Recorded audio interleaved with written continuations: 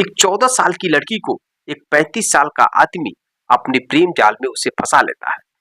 जो 35 साल का आदमी होता है वह शादीशुदा होता है। दोस्तों, जब चाहे तब उस लड़की को बुलाकर उसके साथ शारीरिक संबंध निभा रहा था। लेकिन एक दिन अचानक वह व्यक्ति उस 14 साल की लड़की की निर्मम हत्या कर देता है। हत्या क्यों करता है, जब इसका वजह आप जानेंगे तो दोस्तों आपके पैर तले जमीन खिसक जाएगी।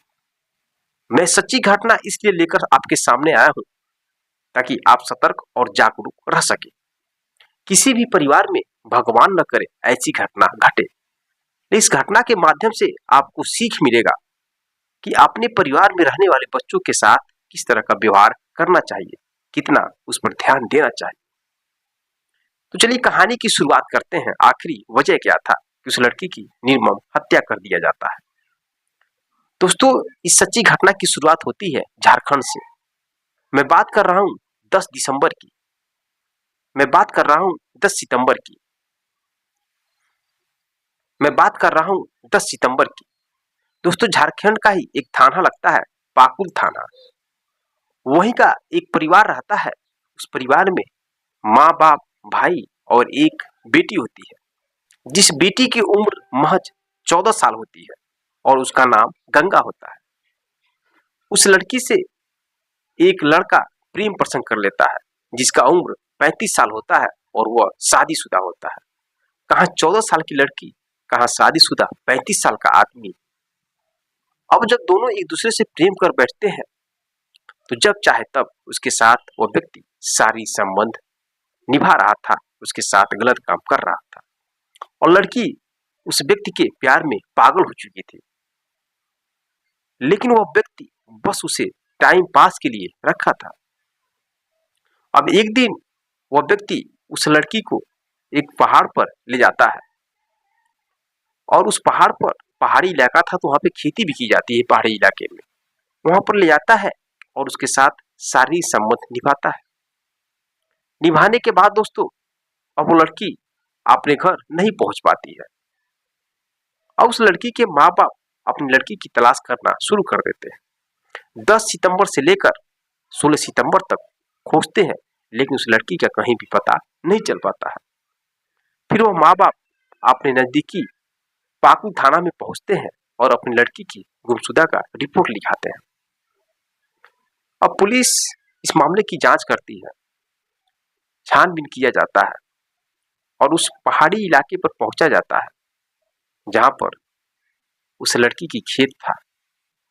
अब तो जाने के बाद वहां से बदबू आ रहा था। जब बदबू आ रहा था तो डॉग के माध्यम से उस बॉडी के पास पहुंचा जाता है जहां से बदबू आ रहा था। अब लड़की का बॉडी सड़ चुका था और पैर में, हाथ में कुछ कपड़े बचे थे। उस कपड़े के द्वारा उस लड़की की पहचान की जाती है। माँ बाप पहचान जाते हैं, हाँ यह मेरी ही बेटी है। अब पूछताछ किया जाता है तो उसके माँ बाप कहते हैं कि मेरी बेटी एक व्यक्ति से प्रेम करती थी। उस व्यक्ति का नाम है नरेश, जो शादीशुदा है। अब जब पुलिस इस बात को जानती है तो तुरंत उस लड़की का जो कॉल है वो कॉल डिटेल निकाला जाता है और उस नरेश का भी नंबर का सीटीआर निकाल करके जब पता किया जाता है तो दोनों का लोकेशन एक ही जगह पाया जाता है। पुलिस उस नरेश को गिरफ्तार करती है और जब सख्ती से पूछताछ करती है, जो सच्चाई निकलकर सामने आती है, दोस्तों सच्चाई सुनकर पुलिस वालों के भी होश उड़ जाते हैं। दरअसल वो नरेश यह कबूल कर लेता है कि हाँ, मैंने ही अपनी प्रेमिका की मर्डर किया है। क्यों मर्डर किया? और वो कहता है कि मैं इस लड़की से प्रेम करता था और लड़की भी मुझसे प्रेम करती थी। लड़की मुझे दिल से मानती थी और हमेशा अपने दिल में बसा कर रखना चाहती थी, लेकिन मैं बाहरी प्रेम करता था, बस दिखावे के लिए, उसे टाइम पास करने के लिए रखा था। लेकिन लड़की बार बार जिक्र करती थी कि आप मुझसे शादी कर लो और शादी करने से पहले अपनी पत्नी को तलाक दो। अब इसी बात को लेकर मैं बहुत ही परेशान हो गया। इस वजह से मैंने उसको मिलने के लिए बुलाया और बुलाने के बाद मैंने अपने दोस्त को भी फोन किया था कि जब हम मिलेंगे उसके 1 घंटे बाद तुम दोनों आ जाना। अब दोस्तों जब वो लड़की उस लड़के के साथ शारीरिक संबंध कर अब दोस्तों वो लड़की उस लड़के के साथ जब शारीरिक संबंध निभा रही थी तो कुछ समय के बाद उसके दोनों दोस्त भी आ जाते हैं। आने के बाद वो लड़की चौंक जाती है। फिर वह नरेश उस लड़की का गला दबाता है और उसके दोनों साथी उसके पैर और हाथ पकड़ लेते हैं और लड़की की गला दबाकर निर्मम उसकी हत्या कर दिया जाता है। हत्या करने के बाद उसके लाश को उसी पहाड़ पर फेंक दिया जाता है और फिर दोनों अपने घर चले जाते हैं। अब दोस्तों आने के बाद पुलिस बारीकी से जांच करती थी, इनको पकड़ लेती है। तो दोस्तों यह रही कहानी उस लड़की को अपने से इतने अधिक उम्र के व्यक्ति के साथ प्यार कैसे हो गया। इसके सबसे बड़ा रीजन ही निकल कर आता है एक फोन। आजकल लोग अपनी बेटी अपने बेटे को मोबाइल देकर उनको और अधिक बढ़ावा दे देते हैं। वो फोन चेक नहीं करते हैं कि लड़की मेरा बेटा कहाँ बात कर रहा है, किससे बात कर रहा है। उनकी हिस्ट्री को भी नहीं देखा जाता है। तो सबसे बड़ा रीजन है यही। और दूसरी सबसे बड़ी बात है कि आपकी लड़की आपके बेटे किनके साथ पढ़ने के लिए जा रहे हैं, उनके साथ किस टाइप के लोग दोस्त हैं, उस पर भी ये फैक्टर डिपेंड करता है।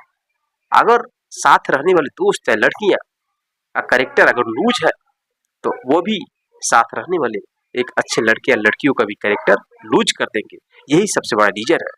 दोस्तों एक कहानी सुनाने का मेरा सिर्फ मतलब यही है कि आप लोग सतर्क और जागरूक रहें। दोस्तों नरेश को पकड़कर जेल के अंदर डाल दिया जाता है और अभी उनके जो दोनों दोस्त है उसकी तलाश किया जा रहा है।